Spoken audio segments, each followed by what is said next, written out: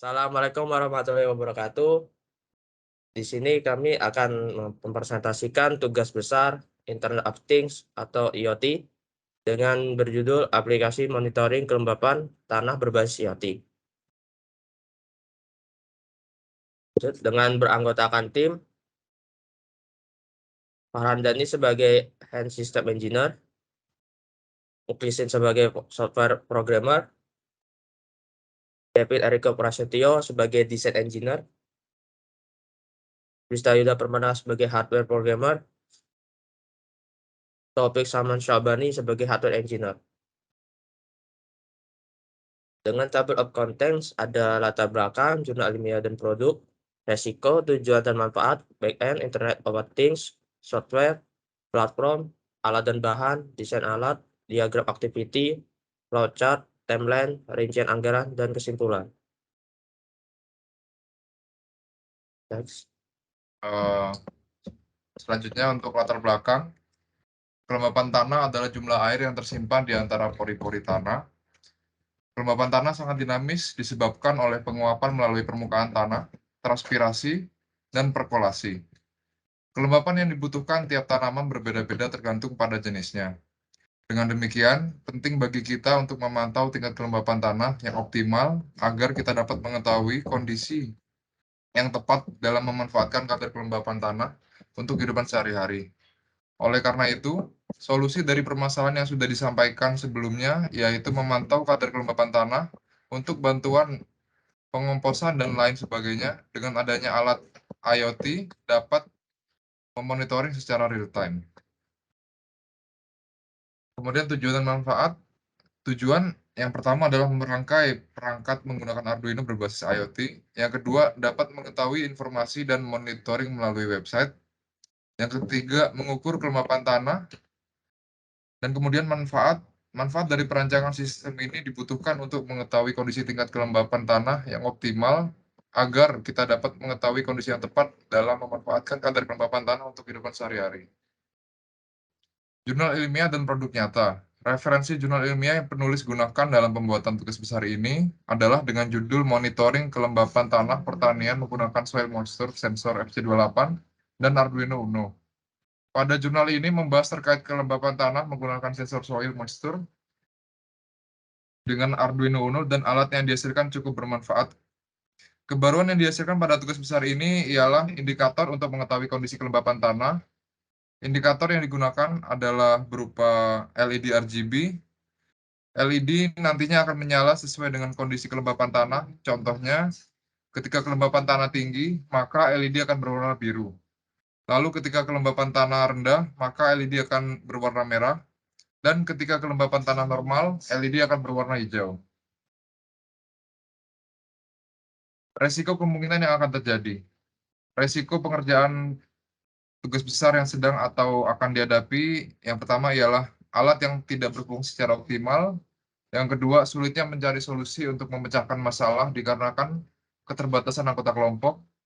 Yang ketiga, jadwal anggota yang berbeda-beda. Yang keempat, menyesuaikan antara pengerjaan IoT, sistem tertanam, dan tugas akhir. Yang kelima, perubahan rencana di tengah pengerjaan atau penyesuaian dari permasalahan yang ada. Dan yang terakhir, keterbatasan kemampuan anggota ketika pembuatan hardware maupun software. Untuk selanjutnya dilanjutkan oleh rekan saya, Taufik Salman. Ya, pada tugas besar kali ini kita menggunakan Internet of Things. Internet of Things atau dikenal juga dengan singkatan IoT merupakan sebuah konsep yang bertujuan untuk memperluas manfaat dari konektivitas internet yang tersambung secara terus-menerus. Adapun kemampuannya seperti berbagi data, remote control, dan sebagainya. Contohnya, elektronik dan peralatan apa saja termasuk benda hidup, yang semuanya tersambung ke jaringan lokal dan global melalui sensor yang tertanam dan selalu aktif. Pada dasarnya, Internet of Things mengacu pada benda yang dapat diidentifikasikan secara unik sebagai representasi virtual dalam struktur berbasis internet. Next.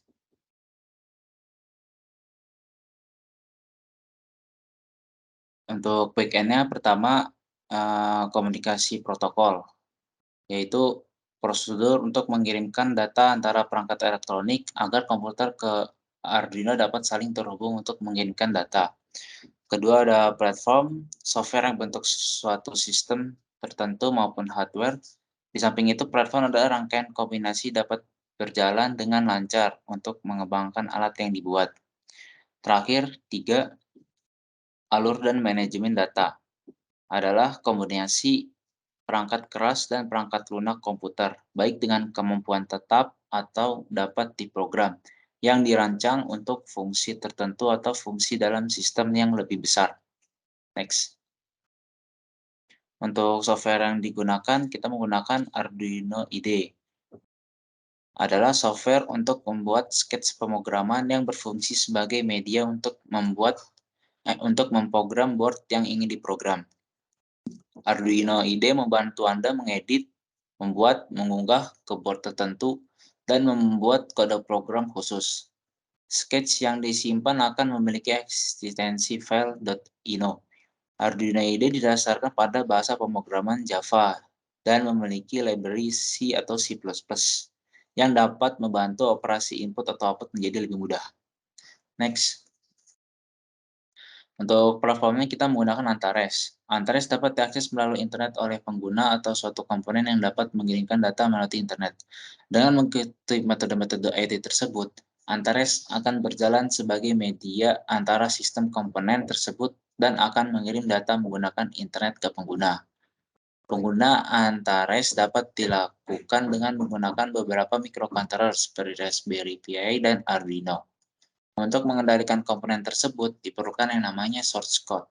Untuk menghubungkan Arduino Uno Ethernet Shield dengan Antares menggunakan Arduino program. Next. Untuk selanjutnya bisa dijelaskan oleh Mbak Lisi.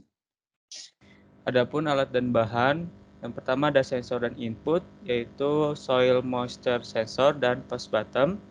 Lalu ada microcontroller, kita menggunakan Arduino Uno Ethernet Shield. Lalu aktuatornya ada RGB LED dan juga LCD. Untuk lain-lainnya seperti baterai, post bottom, lalu kabel jumper dan tempat baterai dan juga prototype. Next. Lalu untuk desain alatnya, untuk sensor kelembapan akan dihubungkan ke dalam Arduino, lalu informasi yang ada akan dimunculkan ke dalam LCD-nya, dan informasi yang akan dimunculkan akan menyala sesuai dengan warna lampu yang ada. Next. Lalu untuk diagram activity-nya, user akan login ke dalam Antares, lalu sistemnya akan mengecek tabel usernya. Untuk tabel usernya diambil dari data IoT-nya, data sensor kelembapannya. Lalu untuk database akan mengecek apakah sistem memiliki kelembapan tinggi, rendah, atau netral. Lalu user akan login, logout. Oke, lanjut. Selanjutnya akan dijelaskan oleh Dani. Nah, di sini flowchart. Flowchart itu kita mulai dari si sensor kelembapan tanah, kita tancapkan dan membaca isi datanya, dan hasilnya akan ditampilkan di LCD. Dan misalnya ada kelembapan tanah itu berupa 30, 40, dan 50 sebagainya.